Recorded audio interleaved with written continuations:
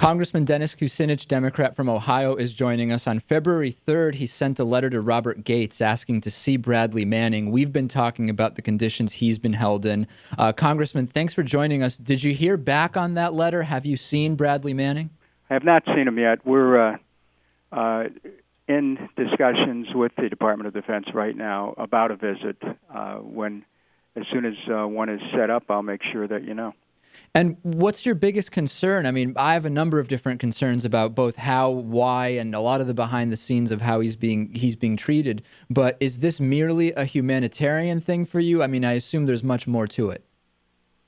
Well, we've got to make sure that he is not being kept in conditions that would be considered to violate his basic constitutional rights. There is a prohibition in the Constitution against cruel and unusual punishment. I want to make sure that his rights have been protected. And so the only way to do that is to visit him and talk with him. You know, I'm always shocked when people come on my program and they tell me they're all about following the letter of the law, except when it's someone that they just don't really care about protecting. And many people are angry with Bradley Manning. They're angry with Julian Assange. But I feel like people are missing the bigger picture. You can't handpick based on whether you think what someone did is good or bad for the country or for the world. I feel like there's a lot of that going on. A lot of people playing partisan politics with a man's mental health and well-being. Do you agree?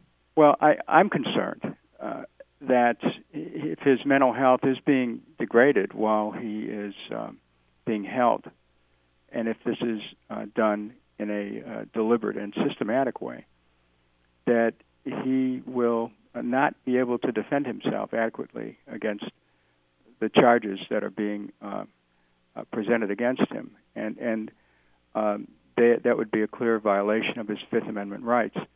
And so I'm looking forward to visiting with him to explore the conditions in which he's being held, ask him questions about how he's being treated, to verify from his first-person account the stories that I've read, and of course you've read, about him being stripped, left standing naked outside his cell, woken up every 5 minutes or so, asked if he's all right.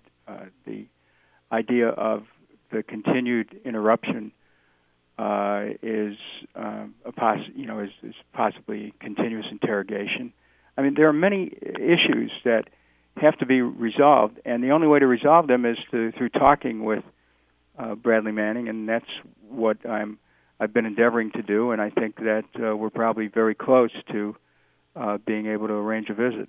What has been the holdup? In other words, is this just how long it takes because of bureaucracy, or have you met resistance in this?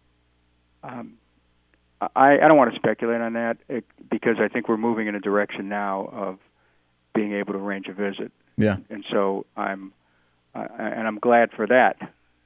But had I not been persistent, this proposed visit would never happen. And I think it's quite possible that it will happen. Will you take a medical doctor with you on the visit? I mean, we hear conflicting reports from one doctor and another doctor that nobody really is actually witnessing their interactions with Bradley Manning. Will you take somebody with you? No, I'm going to go on my own. I'm pretty capable of being able to make observations about anyone I meet with, and I don't think they'll be too difficult to be able to draw conclusions about what kind of state he's in. Can talk a little bit about how early on in this Wikileaks situation, we were hearing very little about Bradley Manning's treatment and conditions, whereas in the last few weeks, including just the last days, including the involvement of Daniel Ellsberg, we're seeing continued and regular protests and demonstrations. What has clicked with people, do you think, that has brought this back into the forefront or people's minds? Well, it's good that people are concerned how one soldier is being treated, that he may be subject to a form of punishment before he even stands trial, and his rights to a trial may be compromised by the way in which he's being treated. I mean, all these questions are being raised, and people are responding to them in a way that I think is very important. And I think the public attention that's been paid to this has probably been helpful in securing an opportunity for me to visit Bradley Manning. Real quick before we let you go, I know that campaign finance reform is a really important issue to you, as it is to me. I recently had Congressman Richard Neal here in our studio, who's our representative in Congress. I asked him, would you be in favor of Dennis Kucinich campaign finance reform? And he said no, he thinks there's some kind of middle ground that could be met. I happen to side with you on that particular issue. Do you think it's at all reasonable we will see what you want in terms of campaign finance reform within your lifetime?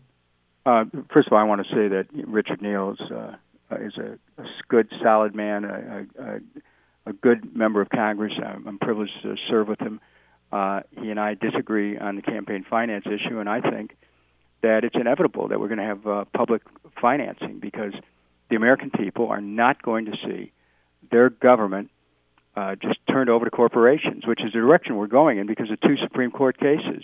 The first, Buckley versus Vallejo, and the second, Citizens United, in tandem have created a condition where corporations can have extraordinary influence on elections. We need to have public financing, pure and simple. Public financing of election gives the public an opportunity to be able to claim that it truly is a government of the people, by the people, and for the people. Private financing of elections puts us in the ambit of government of the corporations, by the corporations, and for the corporations. And we're really in that great divide in America. So I'm going to keep pushing for public financing. I agree with you. The concern I have is because the corporations have no interest in giving up that power, and certainly they currently have it, I just don't see how we can reach the top of the hill and really start getting that change to happen. Maybe I'm just pessimistic and cynical. I just don't know, how do you get the process going? The democracy movement that's sweeping the world right now, that we saw happen in a nonviolent way in Egypt and Tunisia, it's quite possible that could visit America someday, where people go to the streets and demand changes in their government. And I'll tell you something. The American people, with 15 million Americans out of work, 50 million people without any health care, over 10 million people losing their homes, people's retirement security threatened, endless wars, the day may not be too far off where we may see millions in the streets protesting that their government is not responsive to their practical aspirations. So you could see that this corporate control, which is mirrored in our healthcare system being predominantly run by insurance companies, and in our national security strategy, predominantly run by arms contractors and war hawks, you could see that sooner or later the stresses are going to be so great that people are going to say, look, we want our country back. I hope you're right. I admire your optimism. Congressman Dennis Kucinich, Democrat from Ohio. Pleasure to speak with you again, and we will check in with you about Bradley Manning. Thank you for your time. You bet. Bye. Bye.